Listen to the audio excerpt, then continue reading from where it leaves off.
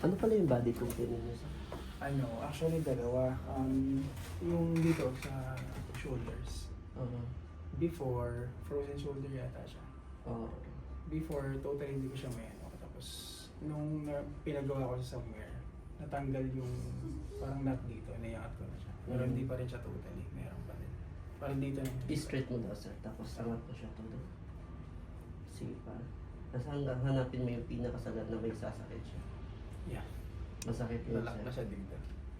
Ano yung, anong nararamdaman mo niyan? Pigil or masakit? Ano Pigil. yung pigil lang? Pigil, tapos parang hanggang dito. Dito. Sa Tapos balik ka sa ikot mo rotation. Meron, may masakit wala. dito, tsaka dito. Gano'n nakatagal ka sa? Tagal na. Ano pa siguro. Magsi 6 months na. 6 months. So ako na dito na. Headache, migraine, dizziness, vertigo. Umaabot pa siya. Hindi naman. Dito lang. Madalas to sa lupus pala nito, postural. Yan. Nakaangat siya.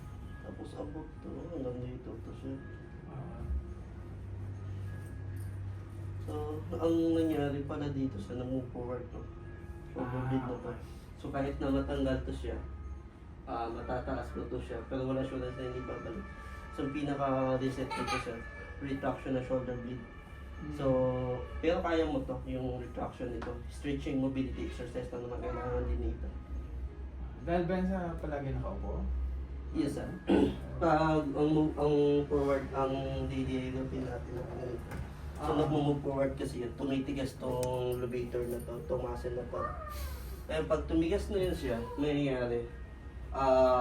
Pag tinaas mo, dapat pag tinaas mo yung braso mo, bababa yung shoulder blade. Ang problema kapag tumigas siya, hindi na makakaba kasi pipigilan niya nito. Kaya madalas yan yung dinudurog. Awesome.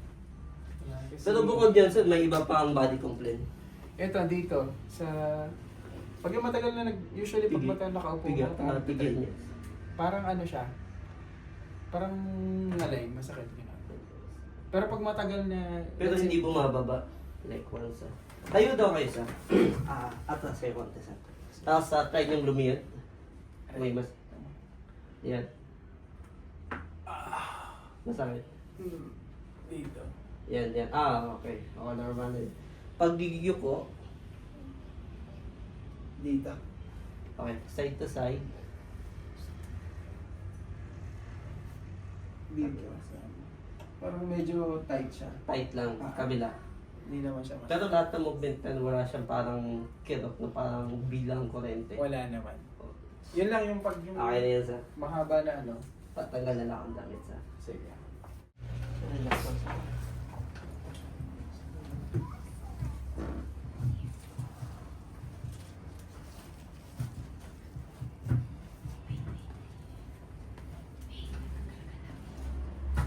Hinga mo lalim. Labas. Hinga mo lalim ulit. Labas.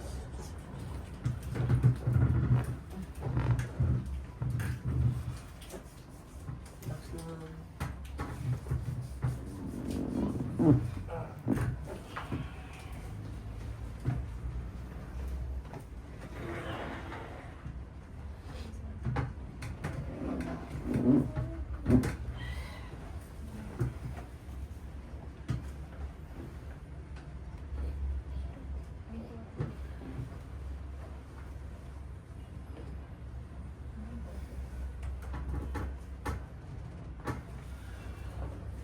Sir, side lying position sa tagilid na harap sa akin.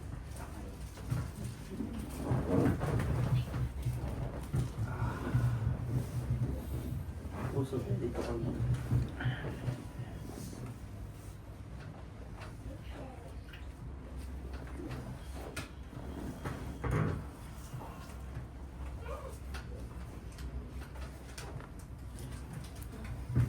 Hinga malalim.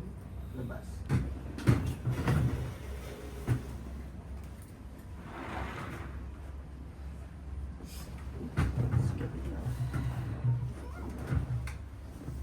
Pusod tayo.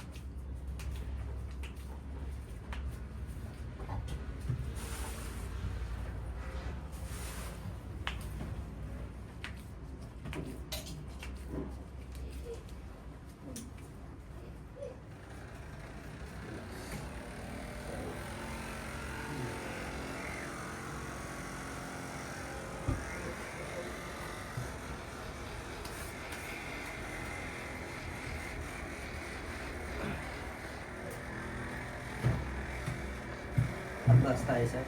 Labas.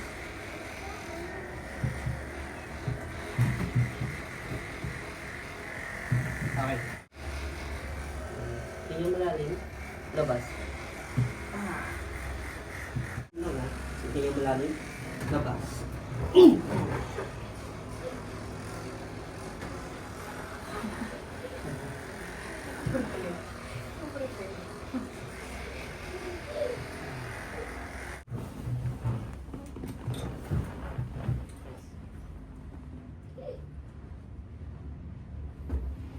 Tingnan malalim. Labas. Lotion. Huwag mo na mga. Wala na. Para nininervous si mama.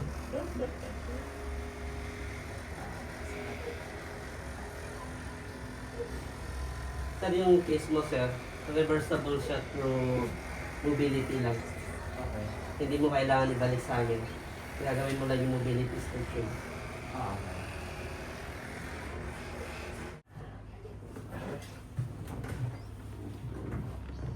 Dumaan pala yan sa frozen shoulder. Oo. Ngayon, ano nangyari sir? Ang cause ng dating frozen shoulder, ito. Ngayon, ito na yung nadamay. Ngayon siya, ito siya, hindi na gaano, wala na to. Baka na treatment, na massage nyo. Wala na yung pinaka-cause. Pero yung symptoms, andito pa rin, naiwan siya. Okay. Oo. Kaya pala. Ngayon, kahit ito, kahit madurog na siya, kung andito na yung symptoms, hindi pa rin siya makakaangat talaga. So, kailangan galawin to lahat. Pero para manigas to lahat, kailangan mo na magkaroon muna dito ng cause. So, ito yung pagtigas ng muscle. Yan dito, hindi na siya matigas. So, hindi siya matigas dahil minasas namin, kundi nawala to siya sa mga ibang therapy. Yung symptoms lang ay hindi nawala. Yun. Pero ito siya, sir, reversible. Try mo daw itaas, sir, kung may changes pa. Straight. Kung nagbabawas.